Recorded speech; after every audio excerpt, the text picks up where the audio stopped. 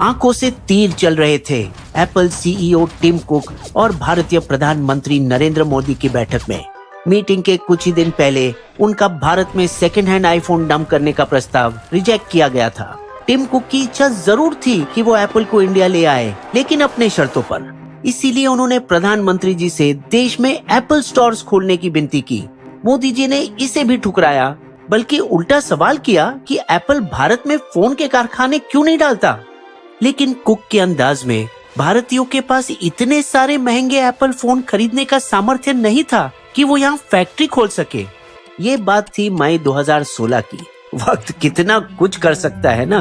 महज 7 साल बाद 2023 में एप्पल ने 40,000 करोड़ के मेड इन इंडिया आईफोन्स निर्यात किए यूरोप और अन्य देशों को। दुगना किया भारतीय फोन का निर्यात 85 करोड़ तक, जिसमें खुद का हिस्सा 45% रहा, सैमसंग से भी आगे।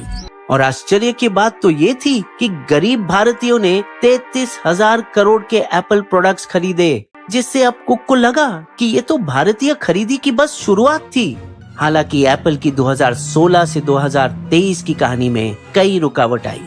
कुक की मई 2016 मोदी जी के साथ ठंडी भेंट के पश्चात भी एप्पल बड़ी जिद के साथ खास एहसाने मांगते रहे। हमें शुल्क में 15 साल तक की रियायत चाहिए। भारत से 30% पुर्जा खरीदने की कोई गारंटी नहीं। इस तरह का बर्ताव व्यापार मंत्री निर्मला सीतारामन को बिल्कुल पसंद नहीं आया और संसद में उन्होंने लिखित कुक के प्रस्ताव को किया रिजेक्टेड। भारत के दरवाजे एप्पल के लिए बंद होते दिखाई दे रहे थे, पर फिर एप्पल ने पटरी बदली। अब तक भारत की देखरेख एप्पल के हेडक्वार्टर्स कुपर्तिनो कैलिफोर्निया से की जा रही थी, मगर अब उन्होंने एक लोकल टीम बनाई भारतीयों के साथ, जो जुड़ गए मोदी के खास योजनाओं से। मेक इन इंडिया, रोजगारी बढ़ाओ और भारत एक हाईटेक निर्यात अड्डा। 3 साल के बातचीत के बाद एप्पल सरकार को लोकल सोर्सिंग के कुछ कानून बदलने के लिए मनाया। एप्पल दुनिया में कहीं भी अपना सामान खुद नहीं बनाता, वो दूसरों से बनवाया करते हैं, फॉक्सकॉन जैसे कंपनियों से। तो उनका उत्पाद समझो हमने ही बनाया। सही है ना बात? सरकार बात मान ली, पर ये नहीं मानी कि उनके साथ जुड़े चीनी कंपनियां यहाँ आए। भाई, हमारी भी कुछ राजनीतिक वास्तविकताएं को समझो।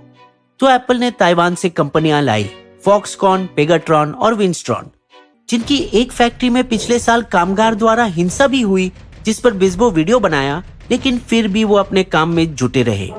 सरकार उन्हें ऑनलाइन स्टोर भी चलाने की अनुमति दी, लेकिन उनसे वायदा करवाया कि कीमतों में कटौती नहीं करेंगे और न ही दुकानदारों को कोई कष्ट देंगे। तो एप्पल उद्योग संघों से मिलकर भारतीय मोबाइल कंपनियां जैसे लावा, माइक्रोमैक्स और डिक्सन के साथ काम करना शुरू किया। लेकिन वो मोदी सरकार की PLI योजना थी, जिसने तो गेम चेंज कर दिया। भारी वित्तीय बेनिफिट्स दिए उन कंपनियों को जिसने भारत को चुना अपने चाइना +1 रणनीति के लिए। स्मार्टफोन्स 14 चयनित क्षेत्र में से एक था, मगर यहाँ भी एप्पल को मुलायम बनना पड़ा जब PLI तहत फोन की न्यूनतम कीमत $300 से $200 की गई। कुक अब चीन से एप्पल का 12 से 18% का प्रोडक्शन भारत ले आएगा। इसीलिए इस बार दोनों के चेहरे पर मुस्कुराहट थी, एक कान से दूसरे कान तक, जब कुक आए इंडिया अपने नए स्टोर खोलने। उनकी दुनिया में 523वीं और 524वीं खुद की दुकानें। एप्पल अब कुछ राज्यों को मनाने की कोशिश में है कि वे फैक्ट्री के अंदर महिला हॉस्टल बनाने की अनुमति दे। पहले से ही एप्पल और उनसे संबंधित कारोबार 1 लाख लोगों को नौकरी दे रही, जो अगले साल दुगनी होने की संभावना है।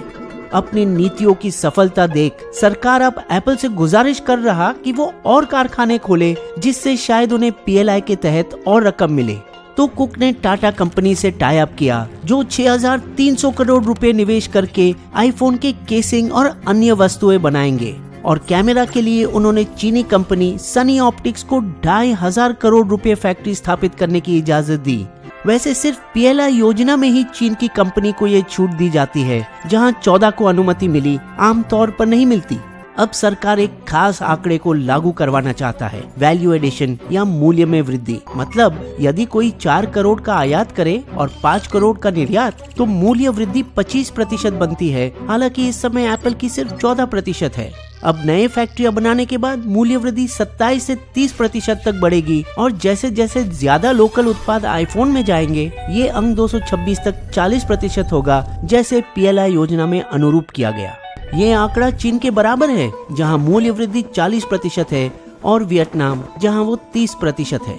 लेकिन सिर्फ आईफोन नहीं, भारतीय सारे एप्पल प्रोडक्ट्स को पसंद करने लगे हैं और पहली बार 2022 के आखिर में मैकबुक की बिक्री डेल से आगे निकल गई, 4,50,000 इकाई बेचकर।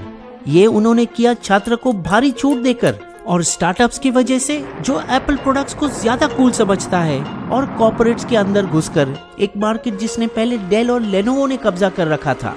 अब वो भारत में अपना 6% स्मार्टफोन का हिस्सा और बढ़ाने देखेंगे, ताकि वो चीन के 24% और अमेरिका के 57% के कुछ करीब ला सके।